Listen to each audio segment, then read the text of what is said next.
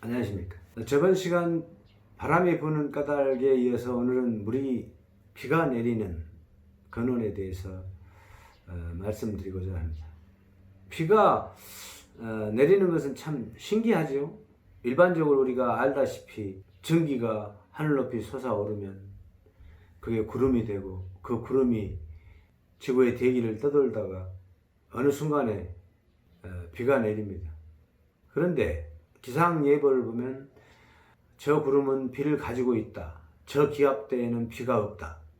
비를 가지고 있지 않다. 뭐 이런 얘기들을 우리는 듣게 됩니다. 그런 얘기는 사실은 실체, 비가 내리는 근원에 대해서 정확하게 알지 못함으로 해서 빚어지는 지금 해프닝이다. 비가 내리는 정확한 근원은 따로 있습니다. 물론 기압의 차이다, 겔로 현상이다 하는 것들은 우리의 눈에 보입니다. 사실 뜨겁게 달궈진 물 분자는 차가운 곳에 가서 엉겨 붙는 그것을 이제 우리는 겔로라고 하는데요.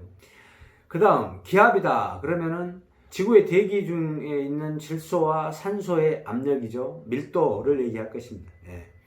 그 기압은 온도를 가지고 있습니다. 차가운 온도와 뜨거운 온도 이런 것들이 공존하면서 지구의 중력에 의해서 핵력과 청력에 의해서 바람이 부는 것을 지난번에 설명을 드렸었습니다. 이번 시간에는 물의 분자 구조와 원자 구조, 그 다음에 물의 특성, 물은 어떤 것이다 하는 것에 대해서 설명을 드리고 비가 내리는 근본적인 근원에 대해서 설명을 드려보도록 하겠습니다. 물 분자는 H2O라고 하지요.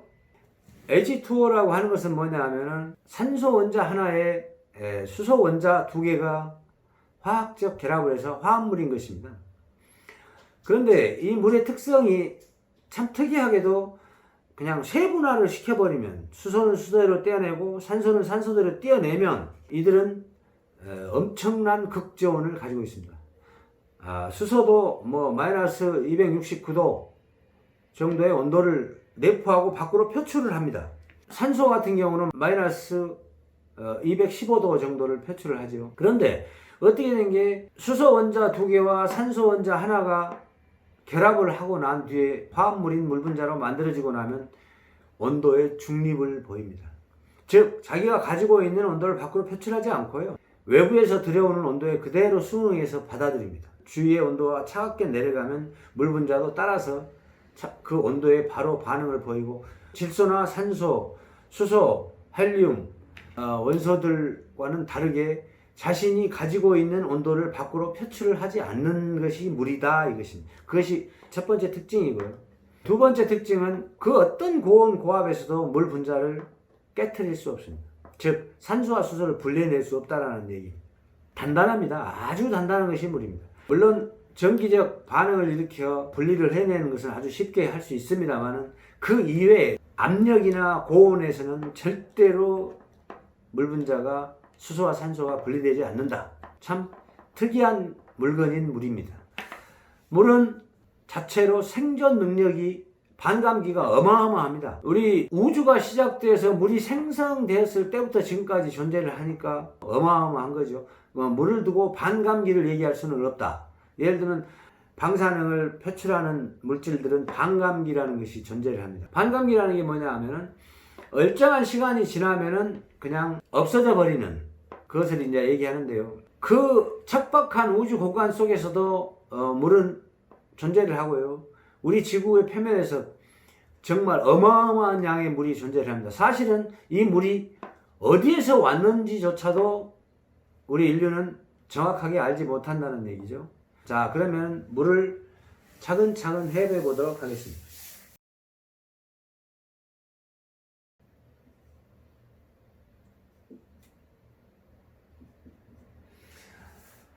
제가 물 분자를 이렇게 그리는 데는 이유가 있습니다.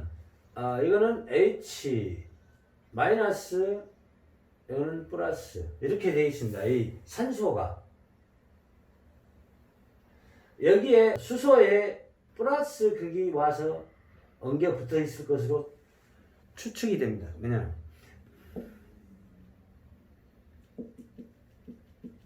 산소는 극성을 가집니다.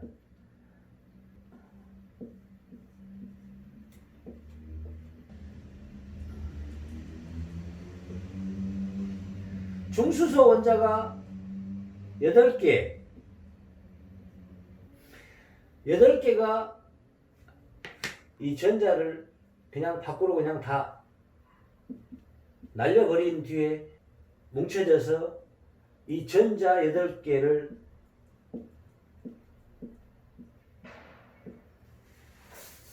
포획을 해가지고 있습니다. 산소가. 그것을 우리는 양자결합이라고 합니다.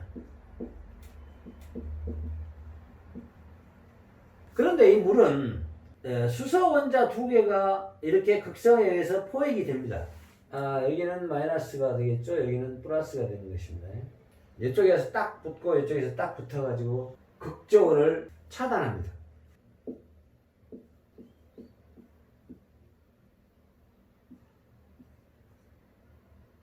이런 온도를 가지고 있는 수소 원자와 마이너스 215도 산소 원자가 이 물 분자로 딱 되는 순간에 온도에 중립을 보입니다. 참 신기하죠? 그래서 물은 0도에서는 고체화돼 버립니다. 그 다음에 0도보다 더 높아지면 운동량을 슬슬 일으킵니다. 운동량을 일으킨다는 뭔 얘기냐면 자신이 가진 온도를 사실은 방어를 하기 위해서 운동을 일으키는 것입니다.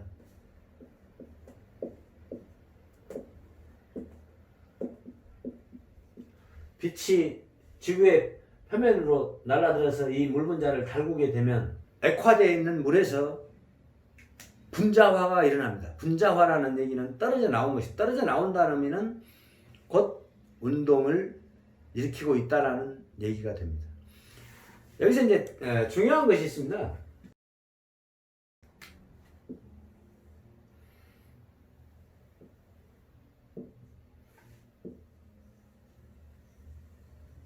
지구지요. 지구에는 중력이라는 것이 있습니다.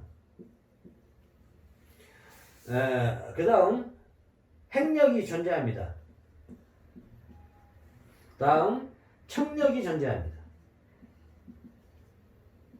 이것을 통틀어 중력이다 이렇게 얘기를 하는데요. 빛이 지구의 표면을 달굽니다. 바다도 달구고 육지도 달구고 모든 것을 달구겠죠.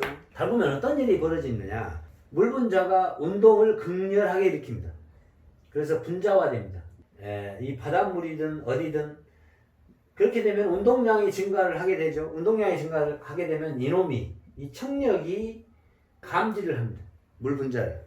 물 분자가 가진 질량과 지구의 중력 질량, 즉 청력 질량이 상호작용을 일으킵니다. 밀어냅니다. 이걸 청력이 작용을 해서 물 분자를 이렇게 하늘로 밀어냅니다.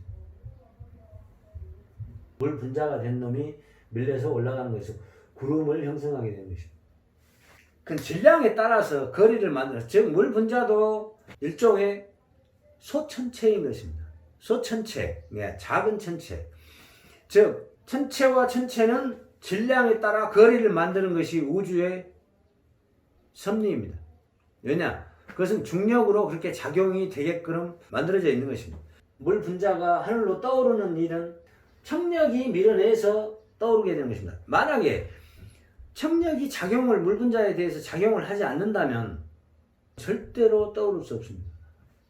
현대물리학에서 주장하듯이 기압에 따라서 갤로 현상을 일으켜서 차가운 곳으로 가서 이동해서 물 분자가 한다고 하면은 이제 우리 대기를 벗어나야 됩니다. 공기층을 뚫고 그냥 계속해서 그냥 차가운 곳으로 가야 돼. 그런데 수소나 산소보다도 훨씬 더 못 미칩니다. 물 분자는 거의 보통 뭐 500m, 1000m, 1500m, 2000m, 3000m, 4000m 뭐 이렇게 이제 물론 운동량에 따라서 밀어내기 때문인데요. 밀어내질 때의 운동량, 예를 들면 많은 양의 수증기가 전기화되어 분자화되어 하늘로 청력에 의해서 밀어내지게 되면 구름층을 형성하게 되는데 지들끼리 이렇게 분자끼리 이렇게 뭉쳐지는 것을 우리는 구름이라고 하죠. 끊임없이 운동량을 계속해서 죽이지 않고 계속해서 운동을 합니다. 그 구름은 막 폭발적으로 막 회전을 하면서 안에 들어가 있던 놈이 다시 밖으로 나오게 되면 밖에 있는 차가워지려 하면 다시 들어가게 되고 하면서 이렇게 운동을 일으키게 됩니다. 그 구름이. 그 주된 원인은 분자화되어 있는 운동량이 어떤 특이점을 맞아야 되는데요. 공기층이 차가운 공기를 만나면은 차가운 공기를 만났을 때에야 비로소 물 분자끼리의 핵력이 작용을 하게 되는데요. 운동량이 저하되면 핵력이 작용을 하게 되는 것입니다. 운동량이 저하된 물 분자는 서로 상호 끌어당기는 힘을 가집니다. 은결이 물 분자가 하나, 둘, 열, 스물, 백, 천, 만 해서 물방울이 만들어지게 됩니다. 물방울이 만들어지게 되면 어떤 일이 벌어지느냐. 물 분자는 운동량이 현저히 감소하여 질량을 가지는데 양자 질량만을 갖게 되는 것입니다. 즉 운동량이 저하된 물 분자는 양자 질량만으로 인식이 됩니다. 핵력에게. 핵력은 그것을 곧바로 인식하고 이 물 분자를 물 덩어리를 잡아 당겨서 낙하를 시키는 것입니다. 이것이 비가 오는 근원입니다. 빛은 물을 달구고 청력은 물 분자를 밀어 올리고 물 분자가 차가운 온도에 응결돼서 물방울이 이렇게 만들어지면 핵력으로 잡아 당깁니다. 따라서 이 물방울이 지구의 표면으로 낙하를 하는 것입니다. 핵력이 작용하지 않는데 갤로 현상이 났다. 그러면은 우주 공간 차가운 곳으로 가서 얼어붙어서 얼음덩어리가 돼서 우주 공간을 떠돌아야 맞습니다. 갤로 현상이라고 가정을 하면요. 이번 시간에는 비가 내리는 근원에 대해서 알아봤는데요. 다음 시간에는 번개와 낙뢰, 지구의 자연 생태계에서 일어나는 현상에 대해서 알아보도록 하겠습니다.